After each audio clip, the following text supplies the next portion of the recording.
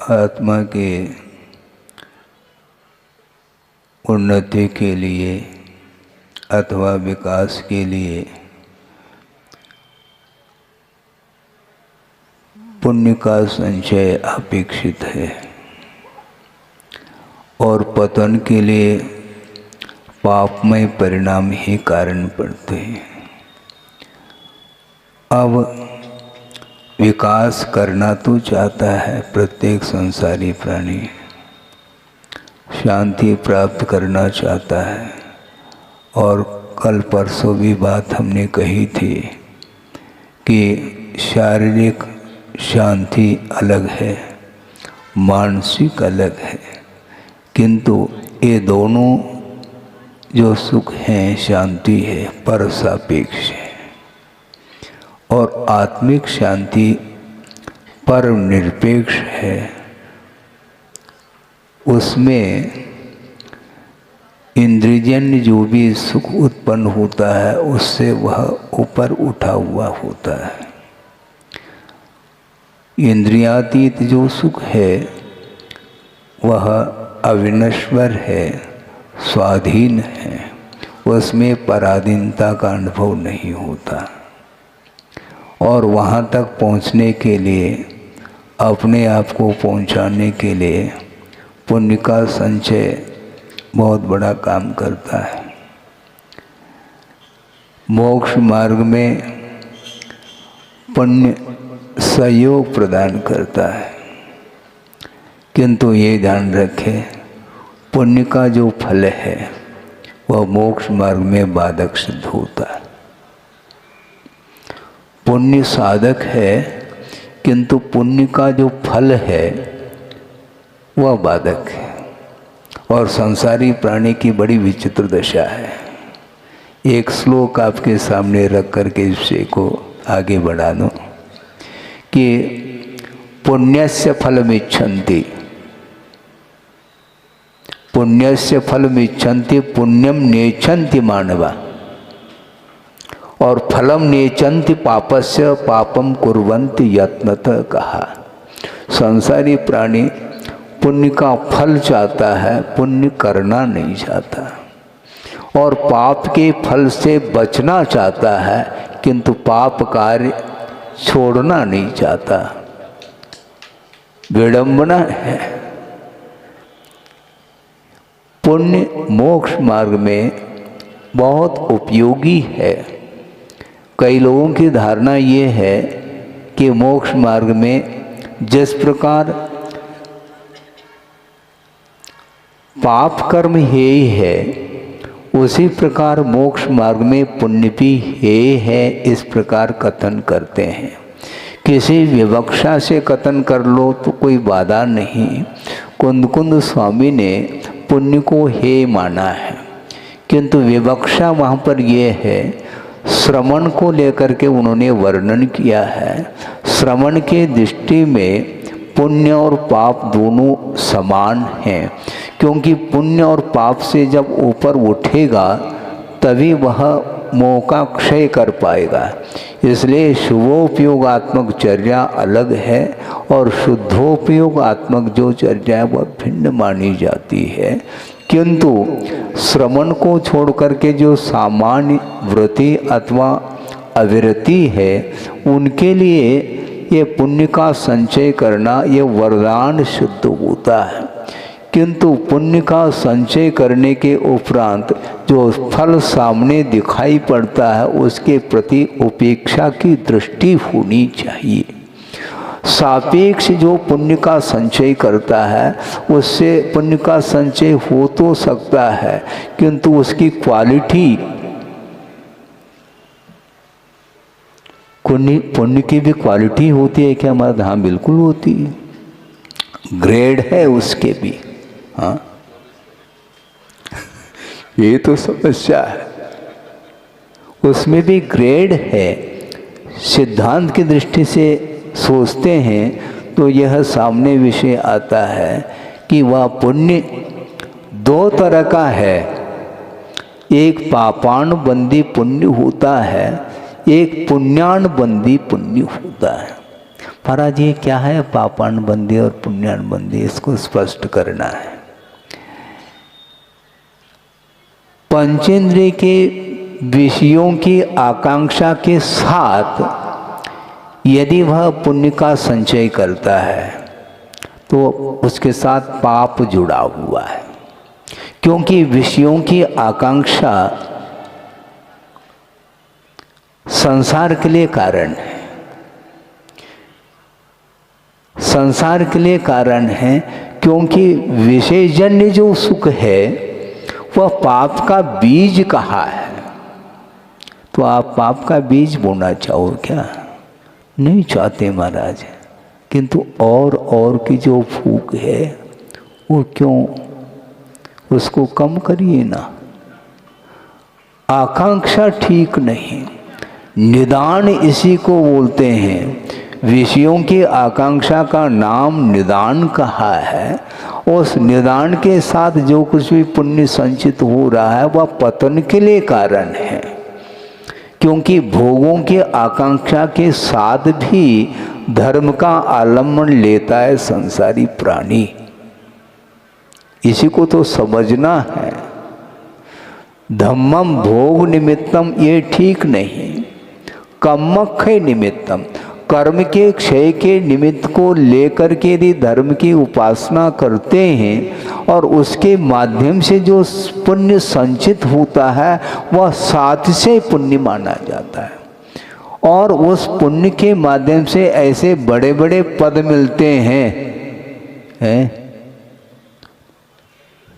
वर्तमान में जो पद है वो कोई पद नहीं, ये ध्यान रखो, है बहुत कठिन काम है। क्या कह रहा था मैं?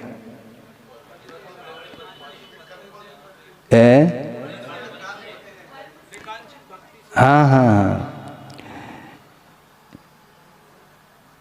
पुण्य का संचय तो कर रहा है किंतु भोगों के निमित्त को लेकर के करता है तो वह पतन के लिए कारण है। और जो साथ से पुण्य होता है वह कभी भी क्षीण नहीं होता है। हाँ। साथ से पुण्य कभी भी समाप्त नहीं होता। यहाँ पर जिसने रत्नत्रय को अंगीकार कर लिया और निर्दोष रत्नत्रय की उपासना करता हुआ केवली अथवा श्रुत केवली के सानिध्य में तीर्थंकर प्रकृति का बंद कर लेता है षोडश कारण भावना के माध्यम से, और फल स्वरूप वह इंद्र पद को प्राप्त कर लेता है। सागरोपम आयु जहाँ पर है, ऐसे इंद्र पद अथवा अहमिंद्र पद, इंद्र पद से भी अहमिंद्र पद बहुत ऊंचा है। अहमिंद्र पद में दूसरे के अधीन नहीं रहता। सर्वार सिद्धि में जो अहमिंद्र उत्पन्न होते हैं देव, वे यहाँ पर रत्नत्रय की आराधना उन्होंने की है और तीर्थंकर प्रकृति का बंद किया है। और वहाँ पर जाकर के 33 सागर तक निरंतर सुख का, शांति का अनुभव किया। 12 भावना का चिंतन अथवा तत्व चिंतन के साथ वो सारा जीवन दीर्घ काल जिसको बोलते हैं 1 साल 2 साल नहीं, सागरोपम आयु है। 33 सागर तक वहाँ पर वासना जागृत नहीं होती, विषय वासना शुक्ल लेशा है। द्वादशांग के पाठी होते हैं और निरंतर तत्व चिंतन में उनका जीवन व्यतीत होता है और उस सुख का अनुभव करते हुए पूरा जीवन व्यतीत करने के उपरांत भी वह पुण्य क्षीण नहीं होता और यहाँ पर पुनः अवतरित हो जाता है वह जीव और तीर्थंकर पद को प्राप्त कर लेता है। हमें भी मिल जाए, ये जो है ना मुंह में पानी आ जाता है, ये ठीक नहीं। मिल जाए कहने से नहीं, क्योंकि इसमें मांग है, डिमांड नहीं होना चाहिए, ये इच्छा नहीं होनी चाहिए। ये मांगने की आदत ठीक नहीं है। पुरुषार्थ करो और पाओ, सही पुरुषार्थ करो।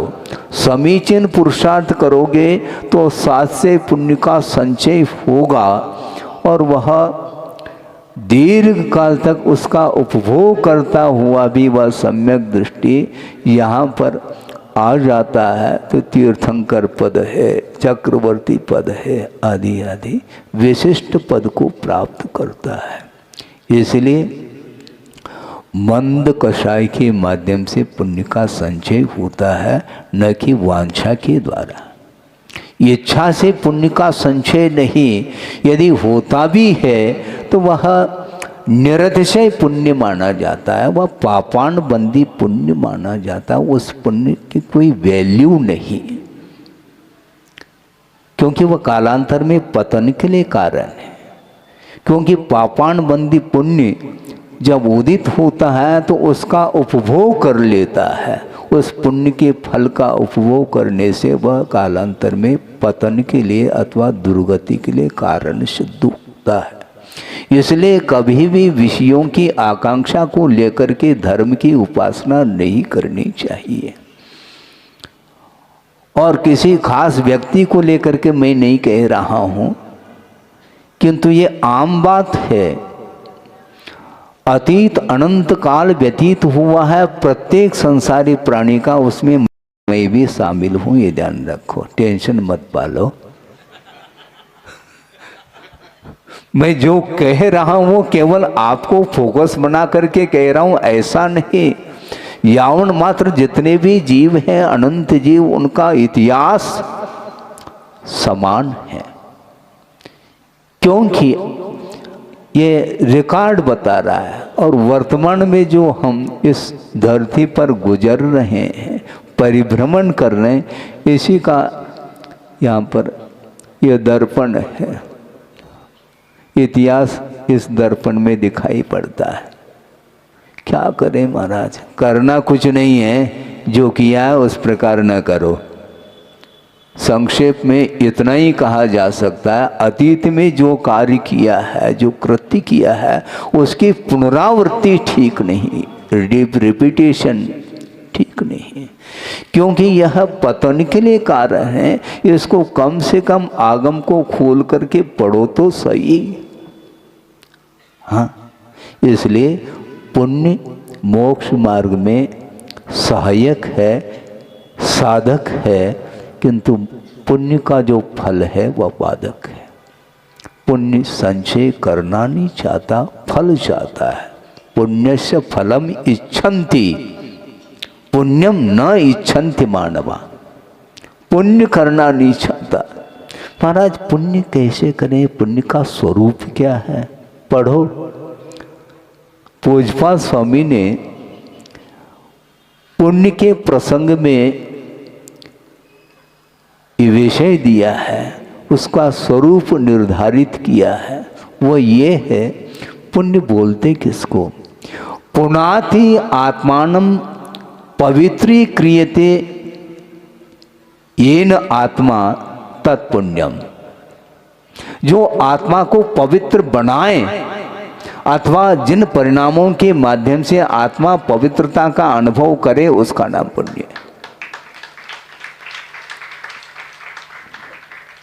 परिणाम कैसे पवित्र होंगे महाराज, विषयों के द्वारा नहीं। विषयों के आलम्बन से परिणामों में निर्मलता उज्ज्वलता नहीं आती, किंतु पंच परमेष्टि की आराधना करिए इसके माध्यम से, और ये भी निरपेक्ष भाव के साथ। कोई स्वार्थ नहीं है, कोई इच्छा नहीं। यदि कोई इच्छा रखना भी चाहो, कर्म क्षय के उद्देश्य को लेकर के ही प्रभु की अर्चना करनी चाहिए।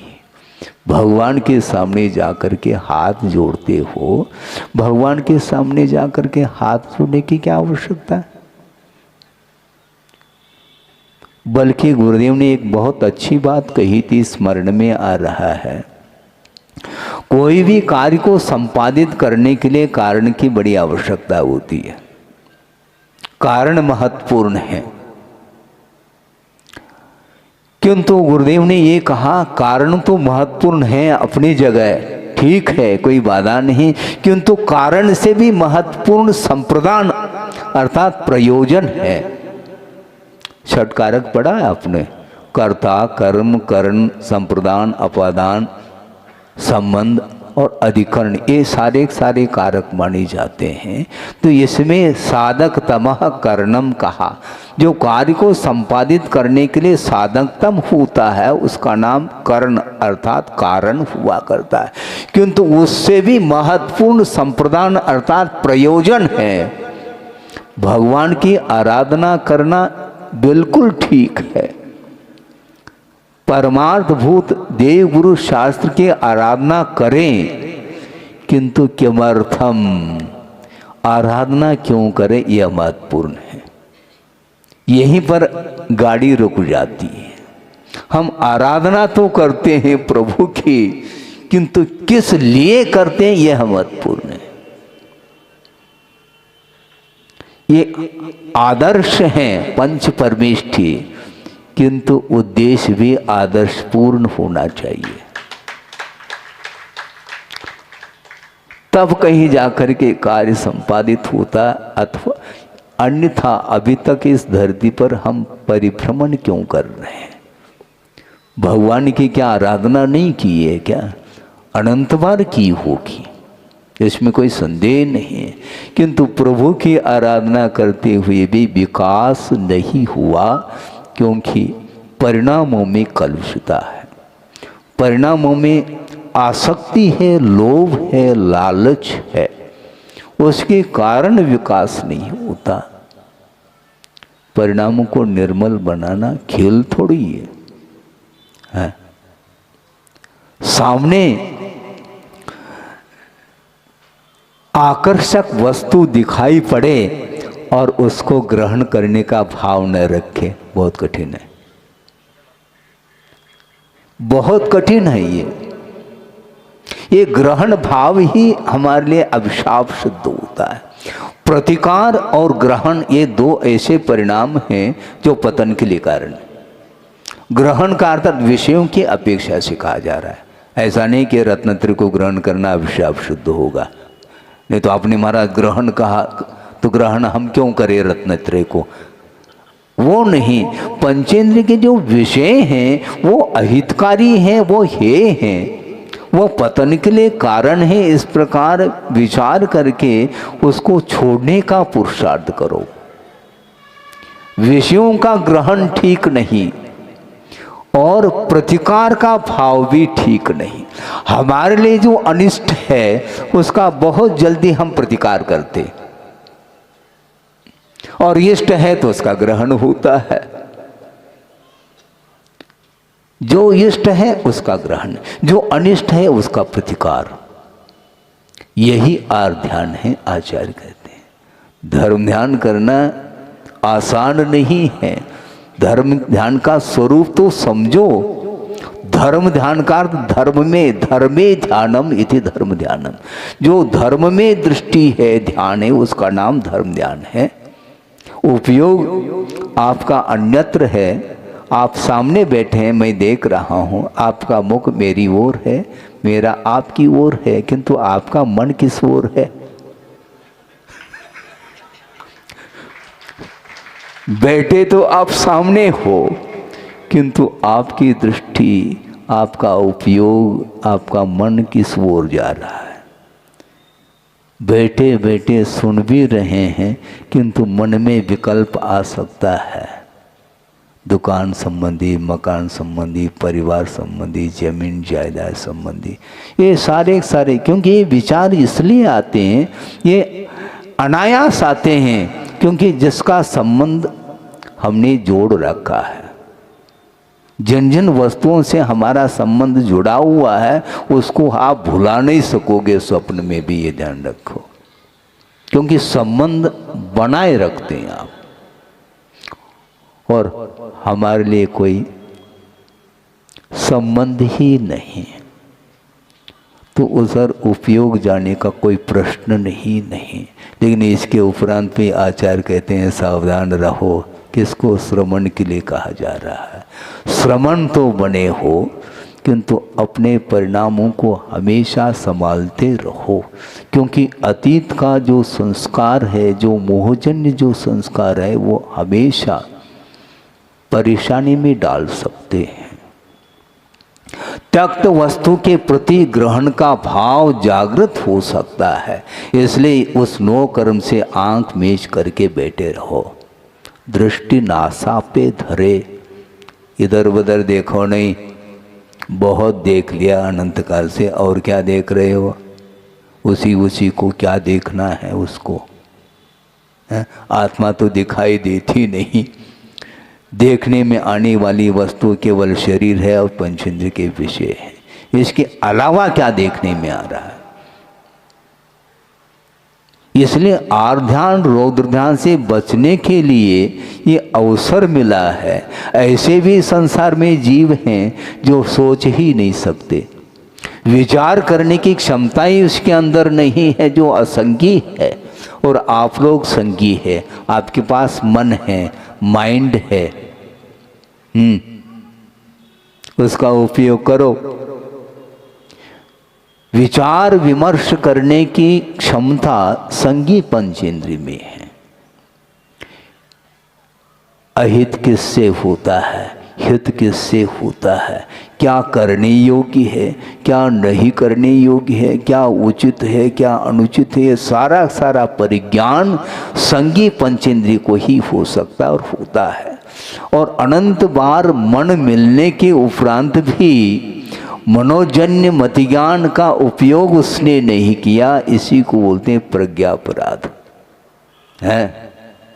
प्रज्ञापराध बार गुरुदेव इस शब्द का प्रयोग करते हैं। प्रज्ञा का अपराध बहुत बड़ा अपराध माना जाता है। अपने पास ज्ञान है, किंतु ज्ञान का जो दुरुपयोग कर रहा है वही प्रज्ञापराध है, और उसको मन नहीं मिलने वाला, क्योंकि मन का दुरुपयोग किया है। जो मन का दुरुपयोग करता है उसको मन नहीं मिलेगा, वह संगी बनना बहुत कठिन है। सिद्धांत से कह रहा हूं, आप खोल करके देख लो सर्वर सिद्धि को, उस प्रसंग को आपके सामने रख लूं, क्योंकि मनोरंजन का नाम धर्म नहीं है। बारीकी से गंभीरता से सोचने की आवश्यकता है कि एक संगी पंचेंद्रिय है, मनुष्य है मान लो, किंतु इस प्रकार कृत्य कर लेता है जो नहीं करने योग्य, तो मन का दुरुपयोग हो गया तो असंगी बन जाता है। तो फिर असंगी बनने के बाद वो पुनः संगी बन सकता है अंतर्मूर्त के पश्चात। मिनिमम अंतर्मूर्त असंगी रह करके पुनः संगी पने को प्राप्त कर सकता है, किंतु मैक्सिमम काल कितना है? असंख्यात पुद्गल परावर्तन काल तक वह असंगी से असंगी पर्याय को ही प्राप्त करता चला जाएगा, तब कहीं जा करके वह फिर संगी बनता है। सोचो विचार करो, सोच विचार करके मन का प्रयोग करो। इसलिए सावधानी की बड़ी आवश्यकता है। हम विचारते ही नहीं, और ये दुरुपयोग जो होता है वो हमेशा वैश्विक दृष्टि होने के कारण ही होता है। परमार्थ की ओर यदि दृष्टि है तो मन संयत है, हाँ, और परमार्थ से हट गए तो गया। मन को संयत बनाना बहुत कठिन है। गुरुदेव ने मन को श्वान की उपमा दी है। मन को श्वान की उपमा, कुत्ते की उपमा दी है। पढ़ो, गुरुदेव ने शतक लिखा है, उस कई शतक लिखे। सर्वप्रथम आचार्य ज्ञान सागर जी महाराज की उपस्थिति में ही एक शतक लिखा था जिसका नाम निजानुभव शतक, और उसमें एक श्लोक उन्होंने लिखा है, आपके सामने रख रहा हूं। क्या हो गया समझ में मुझको न आता, क्या क्या हो गया समझ में मुझको न आता, क्यों बार बार मन बाहर दौड़ जाता। बहुत सरल शब्द है। क्या हो गया समझ में मुझको न आता, क्यों बार बार मन बाहर दौड़ जाता। स्वाध्याय ध्यान करके मन रोध पाता, पैश्वान सा मन सदा मलशोध लाता। श्वान अर्थात कुत्ता है और किसी ने उसको पाल रखा है और उसके गले में पट्टा और हाथ में जंजीर है और उसका पुण्य का उदय है। जिसने पाला है वह उसके लिए प्रतिदिन मिठाई खिलाता है, ठीक है, किंतु ज्यों ही उस पट्टे को खोल दो तो वह नाली नाली को सूंघता हुआ चला जाता है। इसी को बोलते हैं श्वान। श्वान की ये आदत है, ये प्रकृति है। अच्छे खिलाओ पिलाओ लेकिन वह सब भूल जाता है, आदत है उसकी। गंदगी को सूंघता चला जाता। उसी प्रकार स्वाध्याय और ध्यान करके मन को संयत बनाया है। इसके उपरांत भी एक आध क्षण के लिए भी यदि मान लो फ्री बैठ जाए तो मन वहीं जा सकता है विषयों की ओर। इसलिए उसको संयत बनाने के लिए बार बार श्रवण के लिए भी संबोधित करते हैं गुरुदेव। फिर भी बात समझ में नहीं आती। सोचो विचार, और बड़ा अजीब सा लगता है कि ये अनंत काल उन्हीं विषयों का उपभोग करता हुआ भी पुनः वही वंश मोर कहता, ये सब क्या है? कितने बार उपभोग करो, बार बार वही। नया क्या किया है? चाहे अरबपति हो, चाहे आज कमा करके खाने वाला व्यक्ति भी क्यों न हो, सब एक ही कार्य, खाना पीना उठना बैठना सोना विषयों का सेवन करना, इसके अलावा कुछ भी नहीं किया। इसलिए मोहजन्य संस्कार दूर नहीं होते, अनंतकालीन संस्कार हैं। उनको दूर करने के लिए निरंतर पुरुषार्थ, समीचीन पुरुषार्थ करने की आवश्यकता है। इसलिए पुण्य मोक्ष मार्ग में वरदान सिद्ध होता है, किंतु पुण्य का जो फल है उसका उपभोग करना हमारे लिए अभिशाप सिद्ध होता है। इसलिए गुरुदेव ने कहा था कई बार प्रवचन आदि के दौरान कि पुण्य जल है, पुण्य जल है और पाप मल है।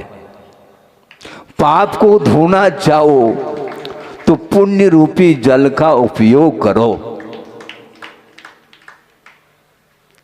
कभी भी मल को मल के द्वारा धोया जाता है क्या? वो धुल नहीं सकता है। मल को धोना है, जल का उपयोग करो। उसी प्रकार पाप रूपी मल को धोना चाहते हो, पुण्य रूपी जल का उपयोग करो। और वह भी पुण्य जो सात से पुण्य पुण्यान बंदी पुण्य है, वही मोक्ष मार्ग में सहयोग प्रदान कर सकता है।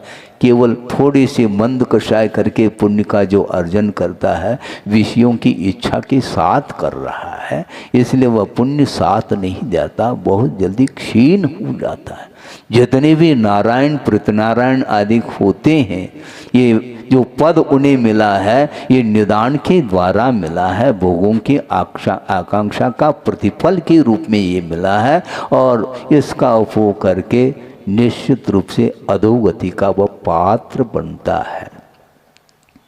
राम का नाम प्रत्येक व्यक्ति लेता है, रावण का नहीं लेता। क्यों नहीं लेता? उसने पाप कार्य किए हैं, अधोगति का पात्र बना है, वह उसका नाम कलंकित हुआ है। हालांकि आगम के अनुरूप सोचते हैं तो भविष्य में वह भी तीर्थंकर बनेगा, ये बात अलग है, किंतु वर्तमान तो उसका पतन हुआ है। इसलिए पुण्य के फल से आकर्षित नहीं होना चाहिए। मुझे कुछ नहीं, तुम्हें चाहिए ले लो, मुझे कुछ नहीं चाहिए। यही अपरिग्रहवाद है।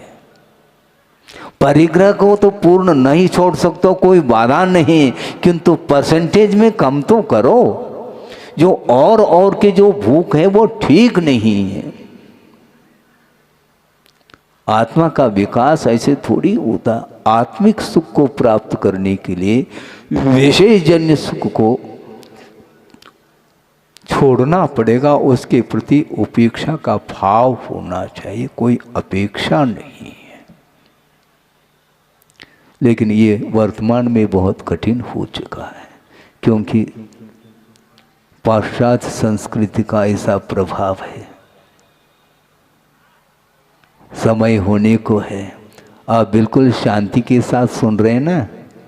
हाँ, कैसा लग रहा है? ठीक लग रहा है? हाँ?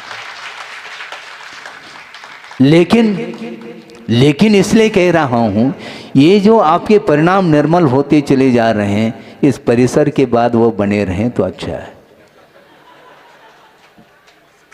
इस परिसर के बाहर जाने के उपरांत वही घोड़ा और वही मैदान होता है, इसलिए वो सारा डिलीट होता चला जाता है। परिणाम समाप्त हो जाते हैं, निर्मल परिणाम, उनको सुरक्षित रखो, किंतु मन को संयत रखो, अनुशासित रखो। अनुशासन की बात करते हो, हाँ, मन को अनुशासित रखना बहुत कठिन। दूसरे को तो हम अनुशासित कर सकते हैं, किंतु अपने आप के मन को संयत बनाना आत्मानुशासन के बिना संभव नहीं है। शासन जिनेंद्र भगवान के द्वारा बताया हुआ जो मार्ग है, उसका संचालन वो करते हैं। मोक्ष मार्ग के नेता हैं। दुनिया के नेता मत बनो, मोक्ष मार्ग के नेता बनो। खेल नहीं है ये, केवल मांग से इस प्रकार के पद नहीं मिलते हैं। इसलिए हमेशा जहाँ हो आप रह रहे हैं, मेरे कहने से थोड़ी रह रहे हैं, रहें, कोई बाधा नहीं।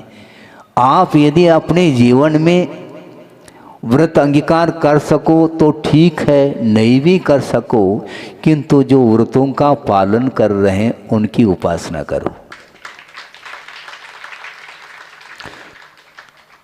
ताकि उसके माध्यम से साथ से पुण्य का संचय हो सके। श्रमण बनो अथवा न बनो, उनकी आराधना करो। हाँ, इससे बढ़कर के और कोई भी रास्ता नहीं है। यथाशक्ति करने के लिए कहा है, करिएगा। हमारी शक्ति नहीं महाराज हमारे पास। अच्छा, आपके पास शक्ति नहीं है? शक्ति कैसी नहीं है, हम ठिकाना लगा देंगे। एक प्रसंग आपके सामने रख करके बिल्कुल पूर्ण करने जा रहा हूँ। वो ये है, एक महाराज ने ही गुरुदेव के सामने भाव रखा। क्यों रखा ये खुल जाएगा। 25 किलोमीटर विहार करके आए हैं गुरुदेव संघ के साथ, और उसके उपरांत सामायिक करना है समय पर। तो एक महाराज ने कहा कि महाराज इतना एक्सर्शन हो गया है कि बैठने की भी क्षमता नहीं, लेट करके सामायिक कर सकते हैं? सुन रहे हैं आप? हाँ, लेट करके कर सकते हैं। तो गुरुदेव ने कहा बैठो शांति से। 25 किलोमीटर चलने के उपरांत एक्सर्शन तो तुम्हें हुआ, किंतु 1 घंटा खड़े होकर के आहार कैसे ले रहे हो? आहार लेने के लिए तो 1 घंटे खड़े होने की शक्ति है तुम्हारे अंदर, और बैठ करके सामायिक तुम नहीं कर सकते। लेट करने की बात करते हैं, लेट करके करने की बात करते हैं, ये ठीक नहीं। शक्ति तो है, शक्ति कहीं गई नहीं है। भोजन करने के लिए वो शक्ति कहाँ से आ गई? खड़े होकर के पैरों में छाले हुए फिर भी खड़े होकर के वह आर ले रहा है 1 घंटा 1.5 घंटा है। और सामाय करने के लिए इसी को बोलते हैं रुचि। विषयों के प्रति तो रुचि है संसारी प्राणी की, किंतु धर्म के प्रति रुचि नहीं। रुचि जागृत करिएगा। कैसे करें महाराज, उसके लिए भी बताना चाहता हूँ। मान लो किसी को अजीर्ण हो गया है, तो डॉक्टर ने कह दिया लंघन करो। लंघन क्यों? उसको उपवास नहीं कहते हैं, है तो वो उपवास ही, किंतु लंघन इसलिए कहा, उल्लंघन किया उसने, अति मात्रा में खाया है, अब लंघन करो। उल्लंघन क्यों करता है? उसी का पनिशमेंट है ये। अनुपात से लेता तो अजीर्ण की कोई बात ही नहीं। तो इसीलिए इस प्रकार नहीं करना चाहिए। यथाशक्ति आप करिए, आपके पास क्षमता है। हाँ, दिन भर खड़े होकर के ग्राहक के लिए वह माल दे रहा है और 15 मिनट खड़े होकर के तुम जाप करो कहेंगे तो हम कमर में दर्द होता है महाराज, है कमर में दर्द होता है। अच्छा, कमर में दर्द होता है। हम आपको पूछना चाहेंगे, सड़क पर मान लो कोई व्यक्ति जा रहा है और एक हरा हरा नोट 100 का मिल गया तो झुक करके लेता, उस समय कमर में दर्द नहीं होता। ये सब क्या है? विषयों के लिए तो सब कुछ करने के लिए तैयार है, किंतु धर्म के लिए प्रमाद कर जाता है, आलस करता है, उसकी रुचि नहीं है। रुचि जागृत करो। हाँ, हम ज़्यादा नहीं कहना चाहते हैं, ज़्यादा कहने से कहीं अजीर्ण न हो जाए। ज़्यादा ठीक नहीं। आप 10 मिनट भी स्वाध्याय करो, 15 मिनट भी करो तो भी पर्याप्त हो सकता है, लेकिन निरंतर करना चाहिए, रुचि के साथ, आस्था के साथ और भक्ति के साथ, आदर के साथ, बहुमान के साथ करना चाहिए। हाँ, रुचि के साथ तो भोजन करो और रुचि पूर्वक धर्म ध्यान नहीं करना चाहो तो कभी भी पुण्य का संचय नहीं होगा। और साथ से पुण्य का जब तक संचय नहीं होगा तब तक मुक्ति नहीं मिल सकती है। इसलिए मोक्ष प्राप्त करने के लिए जो आत्मा को पवित्र बनाने वाला जो भाव है, जिसको पुण्य बोलते हैं, उसका संचय करने का निरंतर पुरुषार्थ करेंगे तो निश्चित रूप से आत्मा की उन्नति हो सकती है। हो इस पवित्र भावना के साथ अहिंसा परमो धर्म की जय। बोधि समाधि परिणाम शुद्धि स्वात्मोपलब्धि शिव शोक सिद्धि चिंतामणिम चिंतित वस्तुदाने त्वामंदमानस्य ममास्तु देवी। परम पूज्य आचार्य गुरुवर श्री विद्यासागर जी महाराज की जय।